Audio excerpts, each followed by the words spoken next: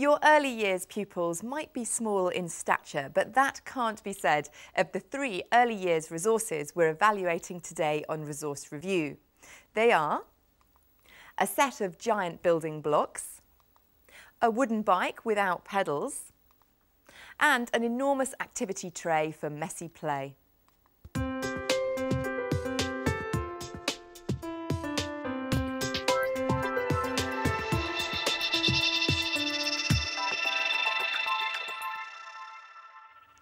Recommending today's resources is Julian Grenier, Head of Centre at Kate Greenaway Nursery School and Children's Centre in North London. Joining Julian on the panel is Dr Christine Taylor, Lead Inspector for Early Years Foundation Stage, London Borough of Sutton. And we also have Keith Fox, Head Teacher of St John's Walworth C of E Primary School in Southwark and an experienced early years teacher himself. Now we also have our resource reporter Matthew Tosh, who's out and about seeing how our resources fare in the classroom. Now Julian, tell us about your first resource, which is here in front of us, these wooden unit blocks. What is it about them that you like for early years? Well, I think maybe one of the first things to say about the blocks is just how beautifully made they are and how lovely to hold.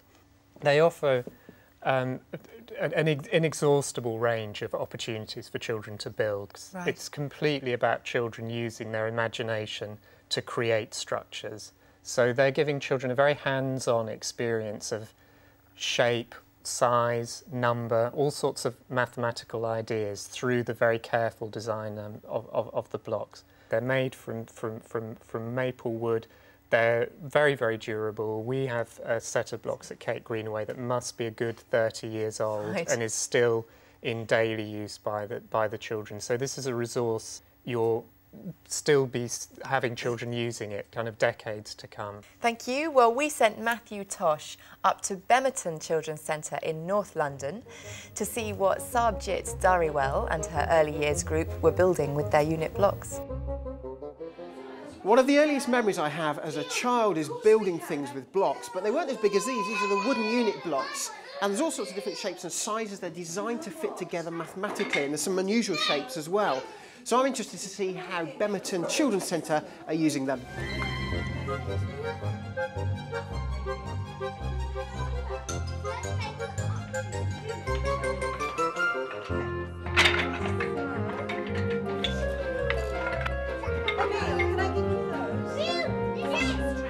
Well, if we can just talk, because the kids are busy playing, how are the blocks being used today? This morning I observed the children building and balancing, and actually using different shapes and experimenting with how they could make them balance. So are there other skills that the children will develop rather than just building things by using these blocks? This term we're focusing on personal, social and emotional skills, and all the time that is going on in the blocks. They're having to negotiate with each other, collaborate with each other, and what's wonderful that the blocks enable the children to really, really work together. What about health and safety? Everything in the nursery could be seen as a hazard, and it's important for the children to learn about the properties of the blocks. And what we may do to develop the play is actually look at them wearing hard hats, because in real life builders wear hard hats. It's a health and safety issue. What do you think the best things are about the blocks? Probably durability. I mean, they're very, very strong. And it's all the different shapes and sizes that you can get that develops their play. The curves, the edges, the points. And what's wonderful is that each and every child and every adult will find one way of balancing which is different to everybody else. They're not cheap. Do you think they represent good value for money? Oh, absolutely. They last a lifetime. And it's the potential for learning. I mean, the blocks themselves are quite abstract, if you think about it, but for the children, they're fantastic. And in terms of child development, this is what children need.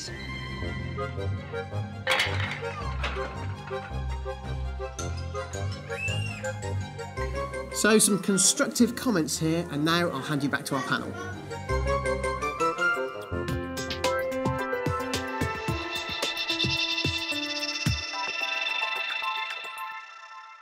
Julian, in the film we saw such a large set of these blocks in use. How many do you really need? Because presumably, I mean, the more you buy, the more money that you need for the investment. So what would you say? I'm going to avoid putting an exact figure on this, but what I will say is that what we found at Kate Greenaway is that the more blocks you have, the more quality of the play. Christine, what do you think of this as a resource? I think they're a fabulous resource. What I feel is that it's an ideal sort of opportunity through using sort of the block play for children to sort of work cooperatively, to work together, to actually experiment, to actually be sort of creative and to tell stories using blocks as a focus. And also to promote sort of children's self-esteem, which is really important in the early years. Keith, what do you think of them? I think they're excellent. The shapes are lovely. The arches, I think, are unusual in this set. You tend not to see those sorts of arches in other sets. And they're fantastic for developing logical thought, working out what does balance on top of, you know, a round shape or a flat shape or whatever. So it's got everything going for it. It isn't cheap, but you have got them for 20, 30 years. Another thing I'd say about the blocks here is that it's very common in nursery or reception classes to see a lot of construction kits. And I think what we found is that you don't really need all of that stuff. So that although the unit blocks are expensive, you know, you're offsetting it against the high cost of lots of those other kits. Well, thank you all very much. Time now to move on to Julian's second choice of resource, which is down here at the front, the Leica bike. Okay. Julian, tell us about this one. Okay, well this I am very keen on as well. I mean, I am a cyclist myself. And I must say, when they arrived, there was a lot of scepticism about how these were going to work in nursery. Were they going to break because they're made out of wood? Were any children actually going to be able to ride on them? So, I mean, looking at them, there's actually two types of bike. There's this one here, which has got a pneumatic tyre, and there's another version which is slightly bigger than this, which just has a solid wood tyre with a rubber rim. Now, what do you think the key benefits of this are over other wheeled toys? First of all, compared to a traditional metal three-wheeled trike in a nursery, this is much more physically challenging to children in the sense that they have to learn to balance on this. But because it's small, they can learn that balance quite gradually. So they're really gaining a lot in terms of balance, agility, coordination. Great, thank you. Well, to coin a phrase, Matthew, on your bike and pedal over to Goodinge Early Years Centre to see how Sunny Schofield and her cyclists are getting on. They say you never forget how to ride a bike, but I think the learning process is actually quite tough. It certainly took me ages to master pedals and no stabilisers. So I'm intrigued to see how the early years students get on here with the Leica bike. Hang on. On your marks, get set, go! So, how are you using the bikes today? Well, we started off by letting the children look at them and talk about them, and then they just experimented for the first few moments, and we observed the children using the bikes because we wanted to see how they managed them by themselves without any interaction from the adults. And what age group are we looking at here? They're aged 3 to 5 years here in the nursery. I think they're coping extremely well. I was a bit concerned myself, but I'm very surprised at how well they've managed the bikes and they can balance really well with them, so we're really pleased. Now, you've mentioned they're not like normal bikes, they haven't got pedals, for example. So is there a particular advantage to using these bikes? I believe so, because there's progression, yes, from a three-wheeler bike to a two-wheeler bike, but this is letting the children experiment with balancing and using both their feet to help them balance before they progress to the two-wheeler bike. So I think that is a big advantage. What about health and safety? Because children might fall off on the bikes. Do you have any concerns over that? Well, we discussed beforehand, making sure that we have enough adult ratio 1 to 2 at first, but then we realised that the children were able to manage the bikes fine. So. Do you feel that the bikes are robust? Yes, they are, and because they're so lightweight, the children can manage them very easily, which makes that very good for the children too. Do you feel that these bikes represent good value for money? I think so, because you'd only need maybe 4 or 5 bikes for a class of 30. And so your overall impressions? Well, the children really enjoy themselves with the bike, so that's the main priority for us, but also it lends the development of many areas of the curriculum, so we're pleased.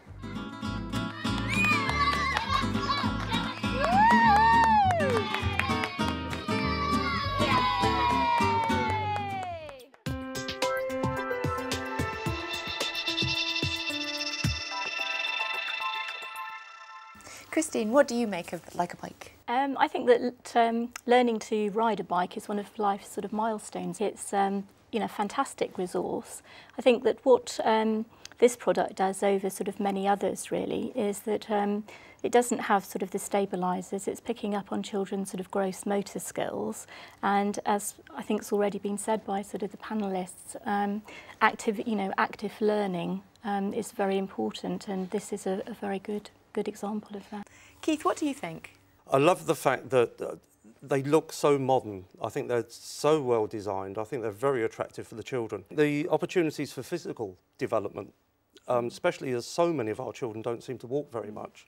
I mean, they are just going to use their legs for hours and hours on this. But there are no pedals, so in a way they're not learning to ride a bike. Yeah. Is that a problem? I mean, we do still have the trikes for children to learn to pedal, but we've reduced the number of big trikes. We've got a lot. And we're working now on the theory that if we can then get children from this onto a two-wheel bike with pedals and no stabilisers, we reckon that we can get children riding two-wheel bikes before they leave nursery. Thank you. Well, Okay. Let's move on to Julian's third choice of resource for us today, which is the Active World tray down here. Julian, explain this resource to us.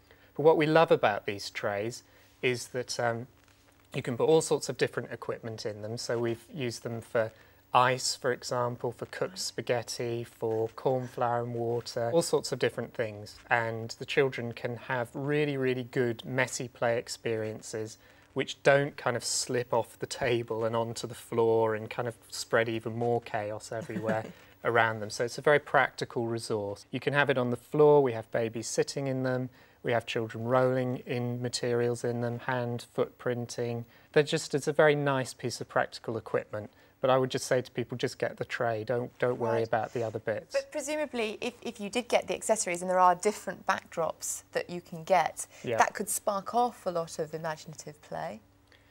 Well, I would say it would constrain the children's imaginative play, because you're saying to them, hey guys, today it's Tuesday, so it's dinosaurs. Right. Now, to me, that's restraining their play, because they might have all sorts of other ideas.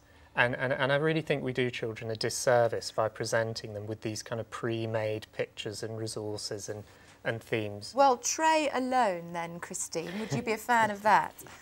Yes, I'd definitely be a fan of the tray. I think it's a marvellous open-ended resource and can create opportunities for children to work sort of independently, but also working with others. Keith, what do you think of the Active World The trays, I think, are marvellous, and not just for early years. With the accessories that come with it, I think it's like all equipment. It's how you use it.